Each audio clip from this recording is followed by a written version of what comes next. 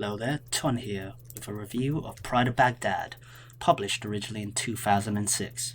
Because it's the internet, spoilers ahead. Right, a graphic novel that explores the story of a pride of lions, consisting of two female lionesses, a male lion, and a cub, escaping in the midst of the Baghdad Zoo during the 2003 American invasion. The depictions of talking animals is no Lion King or Madagascar for sure.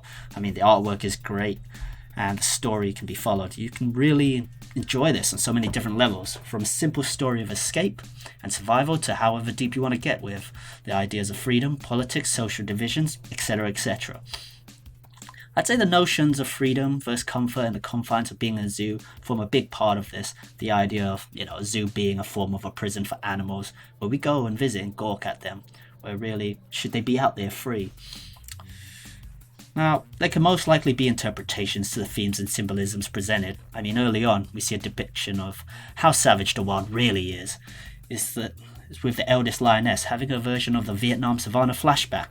It was kind of hard to read and, elicited like an uneasy feeling when you're watching her, being gang raped by a group of lions in the wild when she was much younger.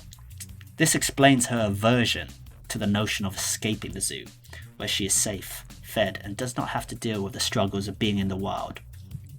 While the other female lioness was longing more for freedom, not remembering what it was like or having that experience, looking to broken escape with the gazelles and the monkeys. Where, it's quite a hilarious plan. The gazelles would go away and attack the zookeepers. The monkeys would be the ones to enable them to use the keys with their ability to maneuver tools as such. But however, trust is non-existent, even though they all face the same captors but are unwilling to work together to get out of their prison, really. I'd say my first thoughts are that this could be a metaphor of living in Iraq before the invasion, where you had Saddam having control of the population with many different communities or tribes living side by side. I'm not a historian, but I do remember that the Sunnis and Shia being major adversaries, so I can presume there may have been much smaller tribal conflicts being kept at bay, just bubbling under the surface, by one strong warlord or tyrant stopping them, keeping them at the grasp of his iron boot. Then it all really kicks off. Shit gets real. The invasion begins and the Pride manages to escape finally. They gotta find ways to survive in this war-torn city. Scavenging for food, hunting prey, deciding ethics of eating a dead human carcass they come across. They even meet a wise old turtle, which has seen war before on the River Tigris. I assume the first Gulf War and the previous World War II, all fought over oil and gas.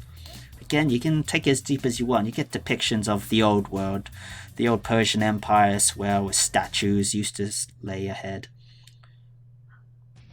Now, there is a final boss battle before the conclusion of this graphic novel with a fight against a bear, in which I assume is Saddam's palace, where another lion is chained up and starved due to the bear eating its food. Possibly another metaphor for a suppressed ethnic group during the Saddam regime, now hitting that boiling point, ready for a fight. However, leaving a vacuum for other groups. You could take it from, civil war happening in Iraq, paramilitary groups spreading into Syria, or it could just be a good story of escape. However, that being said, from looting, scavenging, and death, the graphic novel does explore the harsh reality of war, and although not from a human perspective, it makes it interesting seeing it taken from the animal's standpoint, whether you can draw parallels. And again, with war, there are no happy endings, just like this novel. Oh, and the art. The art's fantastic, with great contrasting colours. The chaos caused by the bombings, you really do feel they are in a post-apocalyptic landscape. Thanks for listening. This is a TonCast review. Shukran, Jizalan.